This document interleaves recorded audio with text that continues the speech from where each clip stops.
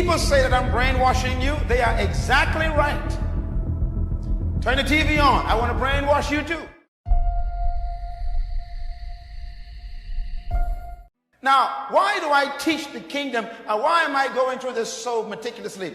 Because I'm working on brainwashing. If people say that I'm brainwashing you, they are exactly right. Turn the TV on. I want to brainwash you too. Nothing is worse than the wrong mentality. Because as a man thinketh, so is he. So if you think like a slave, a servant, a subject, if you think like an oppressed person, then that's the way you are. As a man thinketh, so is he. So what you need and I need to do, we need to understand how we ought to think. And the Bible says, a man not ought to think beyond and above that which he should. So what we got to do is find out what we should think like, and then begin to learn to think like that.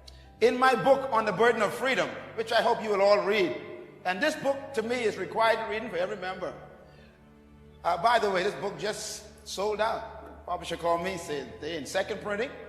And in this book, I tell the story at the beginning of an experiment that was done by some scientists. They wanted to test the power of conditioning. So they had a beautiful dog brought out, and they tied the dog to a stake, and they had the chain at a certain length. And every day they would bring out this nice, fresh meat out to the dog, and they would put it just beyond the chain's length. And the dog would run toward the meat. And just before he got to the meat, the chain would yank him back so he couldn't reach it. And every day they would do this practice. They put this fresh meat, and the dog would run toward the meat to get it, and the chain would yank him back, and he would be hurt. And of course, he would keep jumping, trying to get this meat. And for days they did this. And then about 2 weeks later, they brought the meat out. And when they put it down, the dog just sat and looked at it. Then they pushed the meat closer, and the dog just sat and looked at it. The next day, they came out, and they took the chain off the dog. And they put the meat out, and the dog stayed by the stake and just looked at it.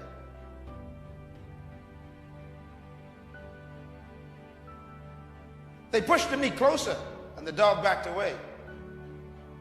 Just looked at it. He was free. If you've been conditioned to think like a slave all your life, even when the door is open, you stay in prison. I'll make a statement I want you to never forget. Jesus said he's anointed to do something. Luke chapter 4. Here's what he says. He says, the Spirit of God is upon me, for he has anointed me to preach the gospel to the poor. Fine.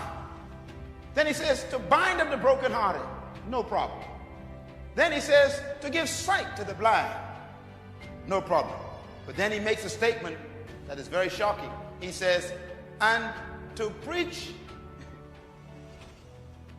he says, to preach deliverance to the captive, and the opening, and to preach, and to declare the opening of the prison to those who are bound.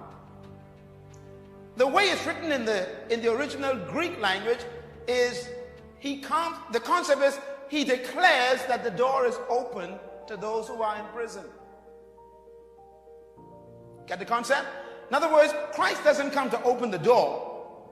The door is open. He comes to the door and says, hey, you can come out. This book is really about the burden of freedom. It talks about the fact that freedom is really in the mind, not just having chains of your hands. That dog was free, but died of starvation. How many of us, even though we claim to be, can I use the term you always use, religious people? King's kids. Really? A king's kid thinks a king's way. I told you a few weeks ago that Prince Charles, you know, his sons have tutors that train them not to be like you.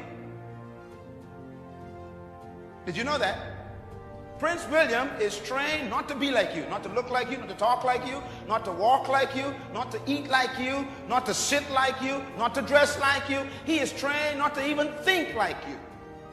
He is conditioned Now remember, Prince William is born a baby just like you.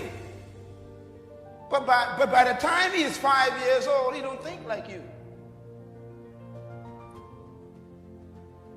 By the time he's 5 years old, the adults in the castle are calling him master. What are they doing? They are brainwashing him. Because someday, when Queen Elizabeth dies, that kid got to sit on that throne. And he got to be thinking like the throne.